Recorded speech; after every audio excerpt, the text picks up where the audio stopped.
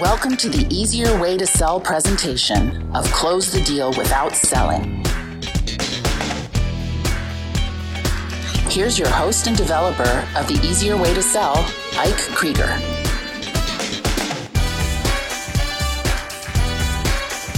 Hey, this is Ike Krieger.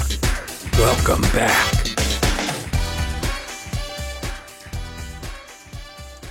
By now, you're aware of the importance of rapport and relationship when starting or maintaining an effective communication. You've come to understand that the power of language and the clues provided in a person's speaking patterns help you identify the channel on which they're able to receive and process information most effectively.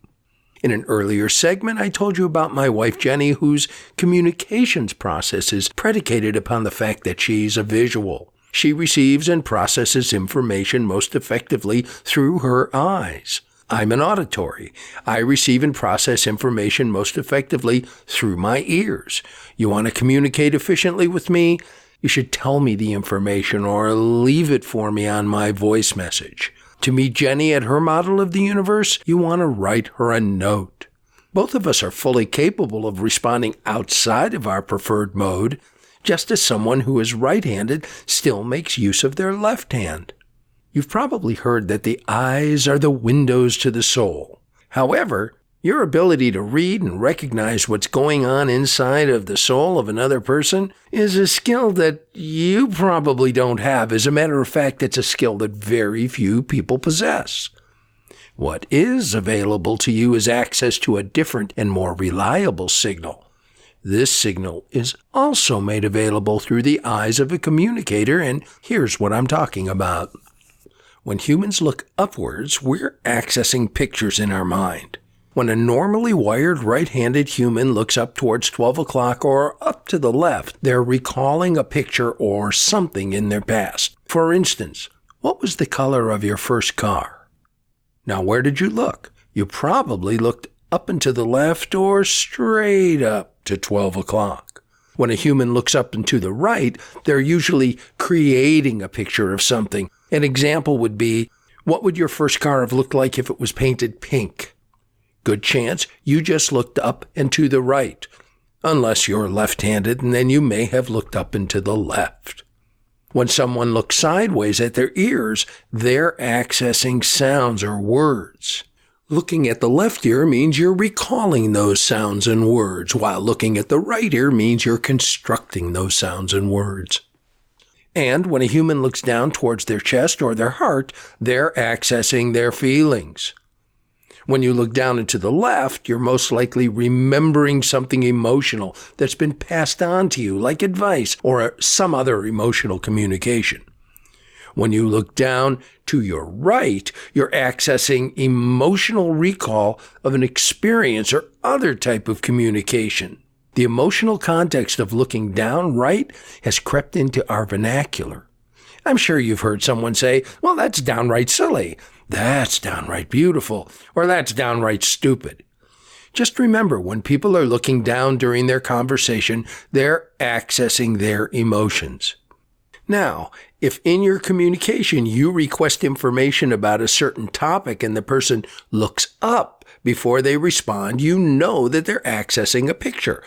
How effective do you believe asking them to tell you about what they're thinking would be? Or would it be most advantageous to the communication for you to say to this person, why don't you describe for me what you'd like? Now, let's go over these again. Looking up is pictures. Looking sideways, sounds. Looking down, emotions. Looking up to the left is recall. Looking up to the right is creating. If your son or daughter or granddaughter or any child you're in charge of comes home and you ask them, where were you all night? And they look up and to the left, they're probably telling the truth. If they look up and to the right, you may want to continue your questioning. If you ask someone to recall a conversation that they had with a colleague, they'll most likely look to their left. And if you ask that person, what did you expect to hear from your colleague that you didn't? That person would probably look to the right to create those words and thoughts before responding.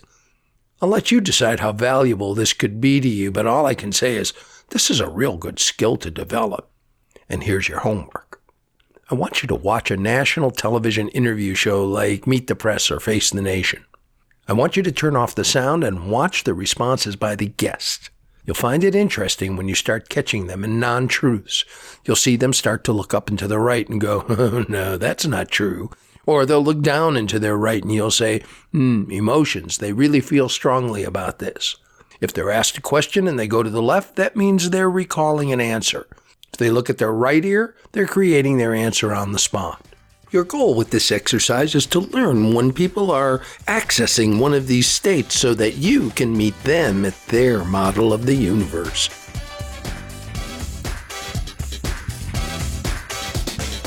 Okay, here's some additional eye movement homework. It's pretty simple and it only takes a couple days, and I think it'll really help you come up to speed with this great skill.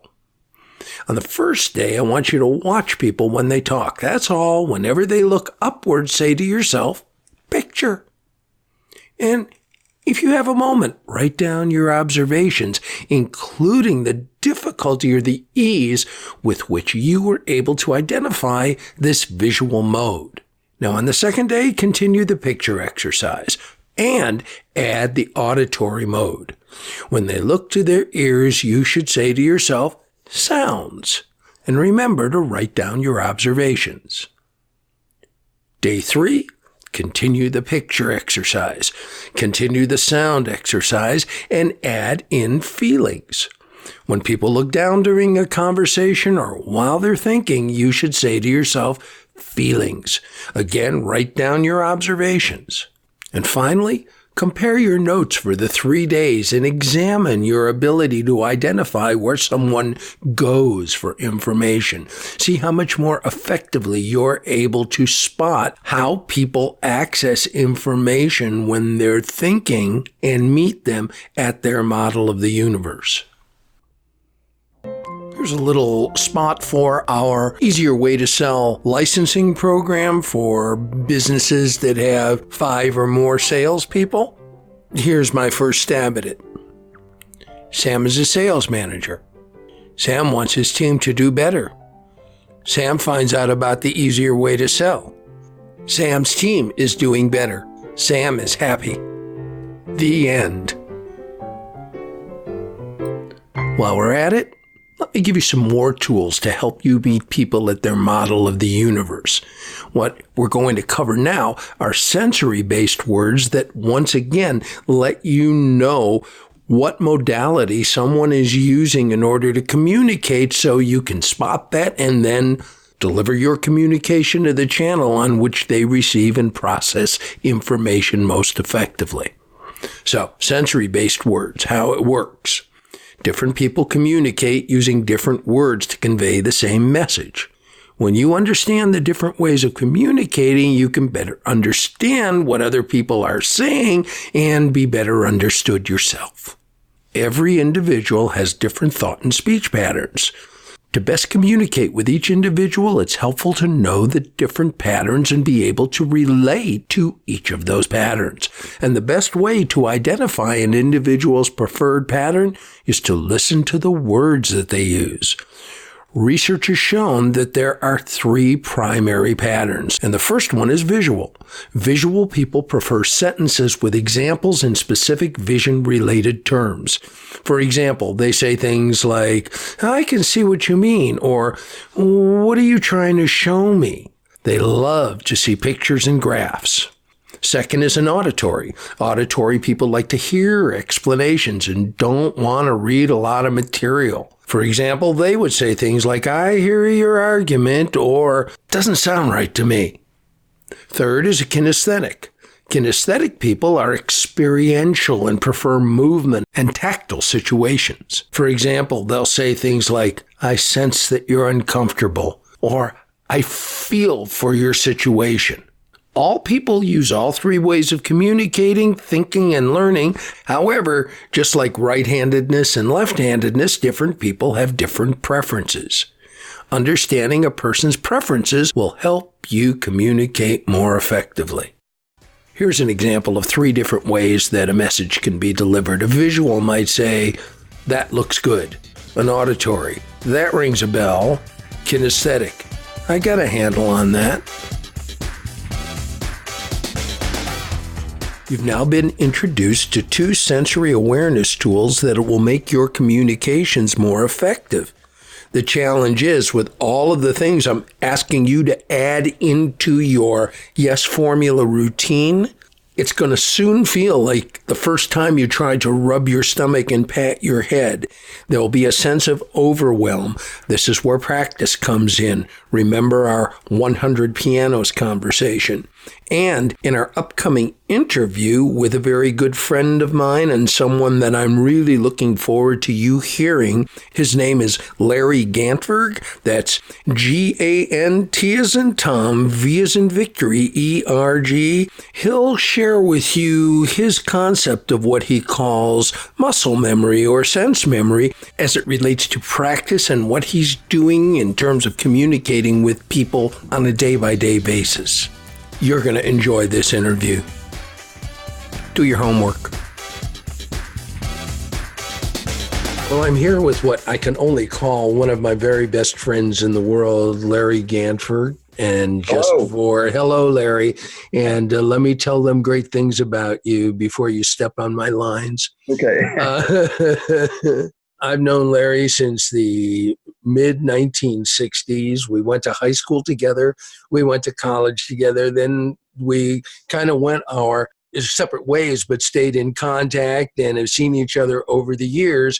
And one of the things where our pathways kind of intersected was Larry was in a job that I'll let him tell you about. And he said, Ike's training might work for this. And I'm going to look forward to Larry sharing a little bit about that experience and also how the communication factors of the easier way to sell system fit into what he's found as a good way for people to approach communicating in their everyday life. So first of all, let me say something I haven't done yet, which is, hi, Larry. Tell me what you're doing now that keeps you in the realm of communicating with other people. Well, it's a great question. I am teaching golf in the public school system. In the last 3 years, I've taught over 20,000 freshmen, high school freshmen, boys and girls, and I introduced them to golf. And of course, communication is critical in being able to convey something as difficult as golf. I take people that have never picked up a golf club, and within a week, they're able to not only hit the ball well, but they're actually able to put the golf ball into targets. Obviously, communication is a big deal for me. And which of your skills has helped you be the best effective communicator you can be with your students? Yeah, again, a good question. I think having the mindset that there's nothing stopping them. They're people that are wanting to get as much information, do as well as possible. And I feed into that. I'm going to be their coach, and I'm going to work with what it is that they have in a way that they're going to be, feeling like every day they're hitting the ball better than they did the day before. I think all kids would love to be good at sports. And unfortunately, not everybody is built for sports. So a lot of times the people that come into my classes, they have a poor relationship to their own abilities. They don't think they can play baseball. They don't think they can play football or basketball or soccer. And golf is something that anybody can play, and you can play it for your entire life. And, it doesn't take a huge body, any particular type of body, to be able to play golf. So it's really supportive of their self-image and being able to get this, like, wow, I can really do this. The thing that most of them are dancing to is, I just want to be able to hit the ball and not feel foolish. And, I'll tell you, there's nothing like seeing a child, hit a ball for the first time well, and they just spin around and they're like in disbelief. More than anything, they want to succeed. The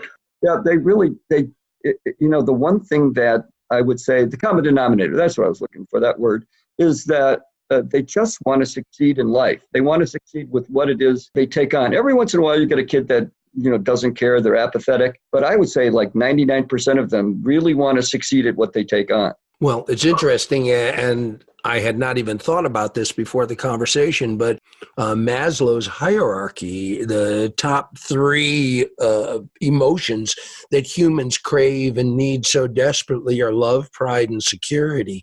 Mm. And when you look in terms of what you're saying as it relates to these kids who maybe for the first time in their short existence on our planet are feeling a pride regarding athletics, or at least something where somebody looks at them and goes, hey, that was a good job. So good for you. Good on you, sir.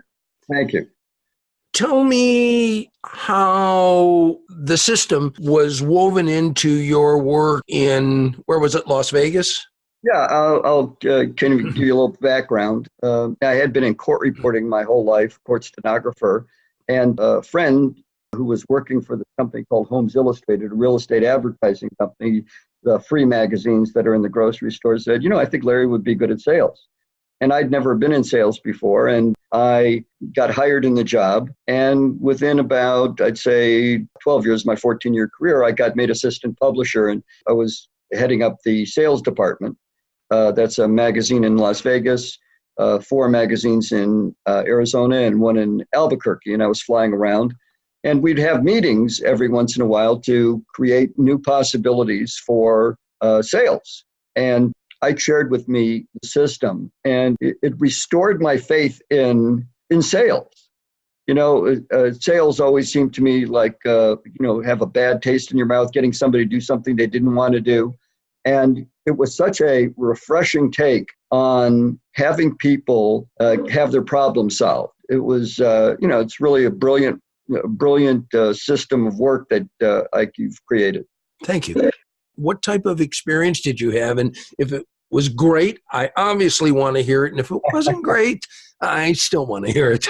No, it was great. What happened was I had Ike come to our sales meeting and speak, roll it out for them. And, a lot of people actually were like me and really had no, I'll call it professional sales training. To all of a sudden have the road paved in front of you with conversations that work was, I call it a blessing. It was wonderful instead of just having to figure it out as you go along. Salespeople started actually, their performance went up. They became more relaxed in their sales. Some of the critical aspects of their sales improved, like the front covers, which is a big deal to sell a front cover. It has to be sold, as well as the inside front cover, the inside back cover, and the back cover. Those are 4 major real estate sales. Yeah. And those all went up. People felt comfortable with the big ticket items. Obviously, they're more expensive because they're higher profile. And definitely, we experienced an ease and an increase in revenue out of that. That's one of the biggest challenges is have people switch how questions should be asked, exercising the discipline that it takes to be able to ask who, what, where, when, and why questions. We should be asking them all of the time. And that's been a big challenge. I appreciate you sharing that they took it on like this is work. Well, actually, they saw it as a paradigm shift. They saw it as a paradigm shift from exercising domination or control of the conversation to a new paradigm. And the new paradigm was that, like you said, of really, solving a problem that they had. Just even the words that you use alter in that kind of paradigm. The emotions alter, the strategies alter. Everything shifts. How much did you say that speech would cost me? But really, I mean, and I don't know how you came up with, the open-ended question system, but it gives you a different way to relate to what you're doing. And, that's what it's all about. You keep doing the same thing over and over again, expecting a different result. That's insanity. And you give people a new way of relating. Bert Bogash, who was on the call, my interview a couple episodes ago, said the best thing about open-ended questions was that open-ended questions lead to an open-ended conversation. Yeah, people just want to share. Yes, and one of the things that I keep sharing with our listeners is that people want to talk, and it's your job to let them. And you can guide the communication, especially in business, if you ask a powerful question that helps keep people focused on their outcome and not yours. You know what? One of the things you mentioned earlier, I think is very important in your system is the practice aspect. At first, especially with my golf, how I teach golf, at first, I teach something I call natural mechanics, which is like an oxymoron. And at first, the mechanics that I teach are awkward. It's like they're new. You're asking people to use muscles they've never used before. But if you stay with it, if you practice it, then you find it becomes natural. Some people call it muscle memory. And that's really what it is that you teach, I think, Ike, is I don't know if it's brain memory or muscle memory, whatever you want to call it, but it starts really feeling natural. The key to the natural factor that's involved with the system comes in one of the ingredients of the YES formula. And that is CAN, where you remain curious, authentic, and neutral. And authenticity, I believe, is the missing ingredient in a lot of the communications when you are learning the system and you have to be out there because you're afraid you're going to come off like an interrogator. Who are you being when you're using the system? As a human being, who are you being? Are you being someone that's, really concerned and nervous that your sale's not going to go through, so you have to convince and influence? Is that really who you are? Or is who you are really someone who goes, yeah, I'm in this business and I really can help people. Let's find out whether or not this person has the problem I solve. And it's hard to practice that type of internal authenticity because it's so easy to get caught up in, but what about me? That's very human, and I don't fault it at all. It's just not this system. Spoke about Maslow's hierarchy of needs. I think one of them is like self-realization, being able to get that you really make a difference. And I think that's what really people want to do in sales is they want to make a difference. They don't want to sell something that's going to make anybody's life less productive, less healthy, less fun, less interesting. They want to make a difference. And I think that's what your system really feeds into.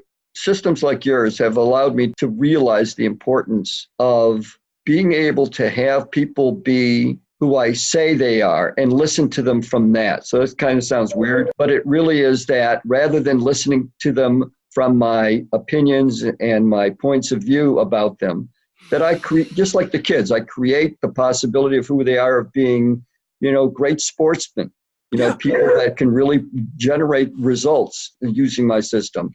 And that's how they show up. And that's how I listen to them. Your own point of view contaminates, how you listen to people. And if you can, I like how you said earlier about being neutral. I mean, I think that's critical to any sales. That to be able to dance with how things are happening in the sales meeting has a lot to do with being neutral and not steering it the way you think it should go. Yeah, if you become tied to your outcome, you end up, in many cases, getting tied up yourself, and that's no fun for anyone who has to sell for a living. I'd like to close things up now with an overview of why you believe that someone listening to this podcast for the first time and hearing about the system for the first time should go, hey, I'm going to do this. What would be the thing that they would be most likely to get out of learning this system? Yeah, I think we really touched on it was listening to people in a way that you never have before. At least allowing yourself to open yourself to the possibilities like, wow, I really don't listen to people. I drive the conversation. I dominate the conversation instead of really looking to see how you can make a difference with people and then fulfilling on what it is that they really need. If that's what you're up to in life, then I recommend your training. Wow, that's pretty succinct. Thank you. And all of you out there, I hope you listened to Larry Gantverg. Anything you'd like to say in closing? No, just thanks for the opportunity to revisit work that we did together. I mean, the time that I spent with Homes Illustrated was it was really magnificent to get a chance to impact people and, try different things. And your training was definitely something that we all had fun using and creating. So thanks for that opportunity. Thank you for saying that, and thank you for taking the time out to visit with us here on Close the Deal Without Selling. We've known each other a long time, and I'm so delighted that our relationship is maintained, and there's only one reason for that. You're a very good listener. Goodbye, Larry. Thanks, Ike. Goodbye. Take care. I really enjoyed my conversation with Larry, and everything he said, whether it was based on the system or based on being an effective communicator, was right on. And the concepts that Larry shared with you will help you succeed not only in business, but in life. These next couple episodes are going to help you hone and sharpen the skills that you've developed up till now. And for those of you listening for the first time, I invite you to go back to episodes 1 through 10 and build the skills that these next couple episodes are going to sharpen. This is Ike Krieger. See you next time.